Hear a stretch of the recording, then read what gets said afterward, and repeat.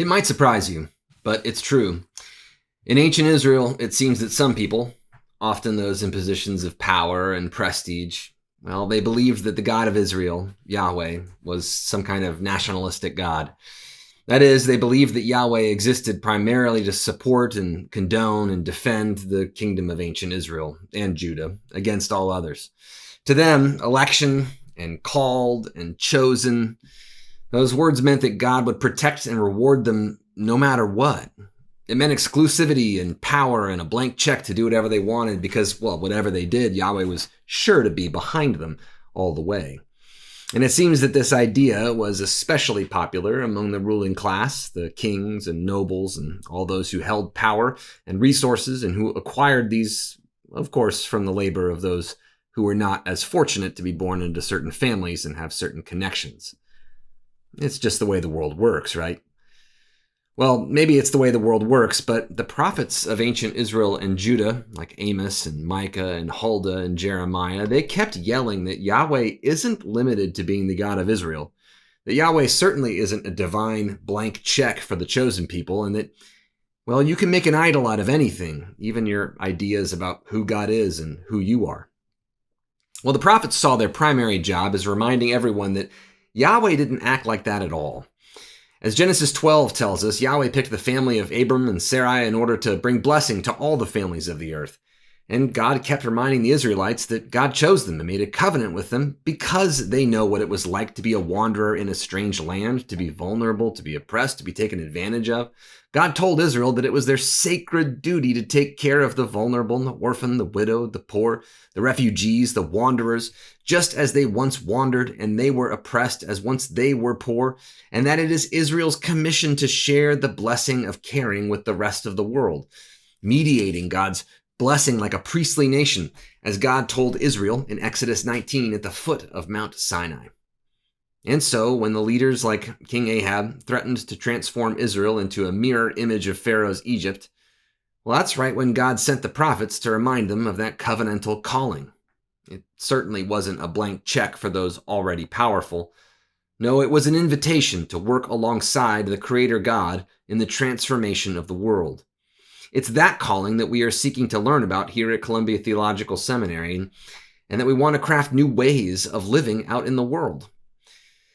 Well, in 1 Kings 17, Elijah bursts onto the scene to denounce King Ahab, and Elijah then flees into the wilderness, eventually ending up in the foreign land of Phoenicia, in the village of Zarephath, on the outskirts of the major city of Sidon. Was Elijah going to the enemy's territory, homeland of the storm god Baal, Elijah's mortal enemy, to denounce their idolatry and bring God's judgment and wrath pouring out among those who would seek to challenge Israel? No, God sent Elijah there to find safety and sustenance from a poor widow. You see, Elijah was used to wandering. In 1 Kings 17:1, the text calls him Elijah the Tishbite from Tishbe in Gilead, across the Jordan from Israel's core lands. And that's strange because we don't know of any place called Tishbe. What's more, the word Tishbe means wanderers in Hebrew, so it's very likely that Elijah comes from a displaced people. He's a refugee himself. He's a wanderer who has many times before survived thanks to those who were heeding Yahweh's command to care for the stranger. And maybe this is why Elijah is so fiercely protective of the covenant. So this wanderer finds himself in Sidon, sees a widow gathering sticks for a fire, and asks for sustenance, just like God told him to. But the widow was making preparations for a last meal since she was running desperately low on food, her and her son with her. There were many in the major city of Sidon with plenty of food to eat, so why did God send Elijah to someone with almost nothing? In an ancient patriarchal society, widows were some of the most vulnerable individuals that you could find, especially those not cared for by the community, like Yahweh had commanded Israel to do in the Torah. Elijah knew that widows in Sidon were not often able to spare food. This widow in particular had been left to die. She had no hope for her leaders. She seemingly had no hope for her extended family to help her either. The world didn't have any use for her or her son, so didn't have any attention or sustenance for her either. Now, I don't know if you've felt like that lately, like you're on your own, you're running out of stamina, supplies, maybe faith, you're at your wit's end. But that's right when Elijah speaks, and he says, "Do not be afraid." These words are significant in ancient Israel. They didn't mean never be afraid. The Hebrew phrase means you don't need to be afraid right now. These are the words that introduce an oracle of salvation, the message of hope that tells us that God is ready to act, that God is about to arrive with salvation in tow. Salvation not meaning something reserved for just being up in heaven or angels playing harps or something. Salvation meaning your life, that God will save you. God will fix what's wrong. God will help you to survive and thrive. But what follows is nonsense. Instead of saying that Yahweh was going to make it rain food or money or something, Elijah first asks her for help. He says that if the widow spares him a bit of her last meager meal, then she'll overflow with bread and oil, the source of sustenance and safety and well-being. Blessing, in other words, material, real blessing. Many years later, Jesus would ask a crowd to share their meager supplies with their hungry neighbors, and everyone miraculously left with plenty of food to spare and full bellies. That crowd knew of the abundance that comes from sharing God's blessings of sustenance and safety because they were familiar with the story about Elijah and a widow who did the same.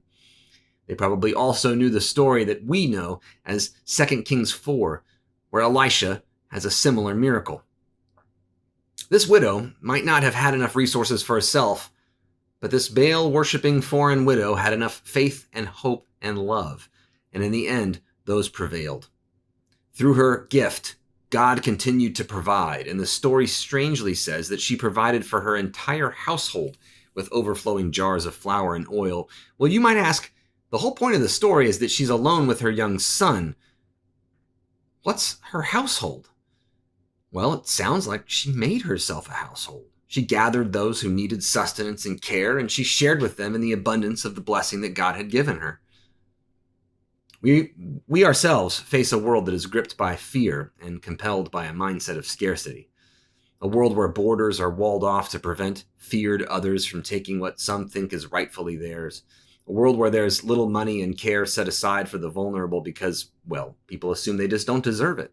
A world where there's freedom that means something like, I get to do whatever I want whenever I want to, regardless of the health and well-being of the people around me.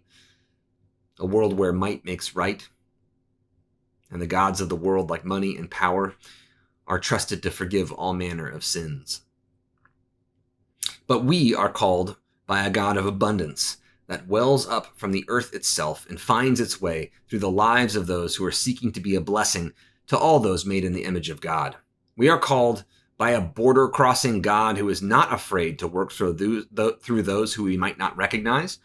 We are called by a God who is yearning to transform the world into a place where people had been made vulnerable and wounded, but they are now being made whole and filled with God's tangible, material blessings.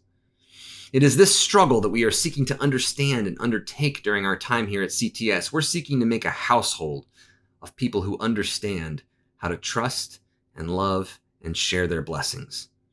May we be filled with wisdom and understanding. May we be filled with the widow's faith and hope and love. And may we hear these words, "Do not be afraid. Go and do as you have said."